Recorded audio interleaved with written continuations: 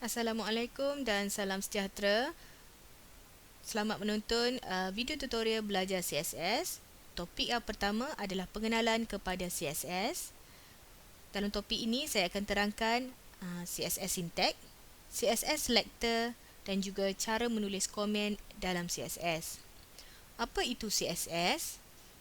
CSS adalah ringkasan bagi cascading style sheet. Kenapa perlu menggunakan CSS dalam laman web? Bagi menambahkan gaya pada halaman web, CSS digunakan bagi menerangkan bagaimana elemen HTML dipaparkan pada skrin, kertas atau di dalam media. Apa kelebihan CSS? CSS dapat menjimatkan masa kerana ia dapat mengawal banyak halaman web pada satu-satu masa. Berikut adalah CSS syntax yang terdiri daripada selector, property dan juga value. Selector, di sini ditulis selector, H2, tanda curly bracket, kemudian property.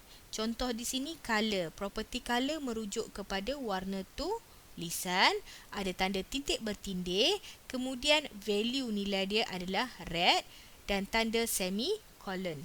Sekiranya kita ada property seterusnya, kita boleh tulis terus kat sini di tepi ataupun kita tulis di bawah. Contoh di sini font dash size, ini property bagi size tulisan, tanda titik bertindih, kemudian size tulisan tersebut, value-nya tanda semicolon dan diakhiri dengan penutup curly bracket. Ini adalah asas CSS syntax. Di dalam CSS selector, dia ada 3. Salah satunya adalah element selector, yang mana ditulis terus nama selector di sini, tanpa ada tanda titik ataupun hashtag. Element selector terdiri daripada tag-tag HTML, contohnya P, iaitu paragraph, H1, H2, H3, H4, H6. Kemudian contoh seterusnya body, image, img dan juga A untuk hyperlink.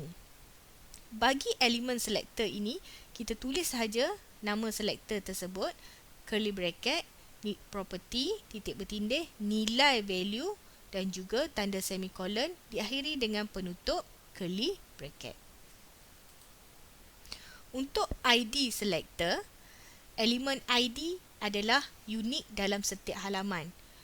Contoh di sini kita nak bagi satu nama selector ID banner. Untuk kita nyatakan dia adalah ID, perlu ada tanda hashtag. Kemudian ada tanda curly bracket, property, titik bertindih, value, semicolon dan tutup curly bracket. Untuk kelas selector, bagi membolehkan pemilihan elemen dengan atribut kelas tertentu. Untuk kita namakan selector tersebut adalah kelas, perlu ada tanda titik, kemudian nama kelas tersebut. Tips, tanda curly bracket, property, titik bertindih, nilai value, semicolon dan tutup curly bracket. Berikut adalah contoh layout bagi sebuah halaman web. Di sini kita ada satu kotak yang dinamakan nav. Di dalam nav ada ID top nav. Kemudian di bawah ni kita bagi satu kotak, nama dia ID wrapper. Di dalam ID wrapper, atas ada ID banner. Kemudian class tips, class tip dan class tip. Di bawah ada kotak main dan kemudian kotak footer. Kenapa kita namakan dia sebagai ID top nav ni? Sebab dia hanya dipanggil sekali sahaja di dalam helaian layout ni. Begitu juga dengan banner, hanya sekali, dan juga wrapper. Bagi tips, kita namakan dia sebagai selector class sebab kotak ini akan kita gunakan banyak kali. 2 atau banyak kali. So kat sini kita panggil 4 kali. That's why kita panggil dia sebagai class.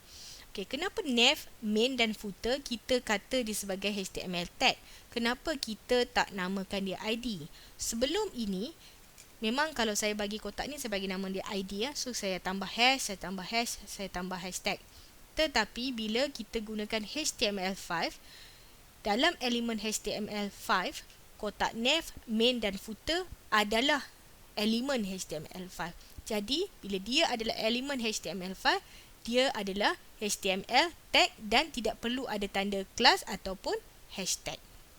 Okay, saya harap penonton dapat jelas. 3 jenis selector, iaitu selector element selector, ID selector dan juga class selector. Seterusnya adalah menulis komen dalam CSS. Okey, contoh di sini kita ada satu elemen selector P. Okey, kita buka, kemudian kita namakan property dan di dalam selector tersebut kita nak tulis komen. So cara menulis dia adalah tanda slash star, kemudian kita masukkan nama komen dan perlu ada penutup star dan backslash di belakang. Okey, bagi komen yang panjang yang melibatkan banyak baris, okey, kita akan tulis sama juga dan kita perlu akhiri dengan star dan backslash. Okey. Itu sahaja untuk topik kita yang pertama, pengenalan kepada CSS. Sekian, terima kasih. Semoga kita bertemu lagi di topik seterusnya. Assalamualaikum warahmatullahi wabarakatuh.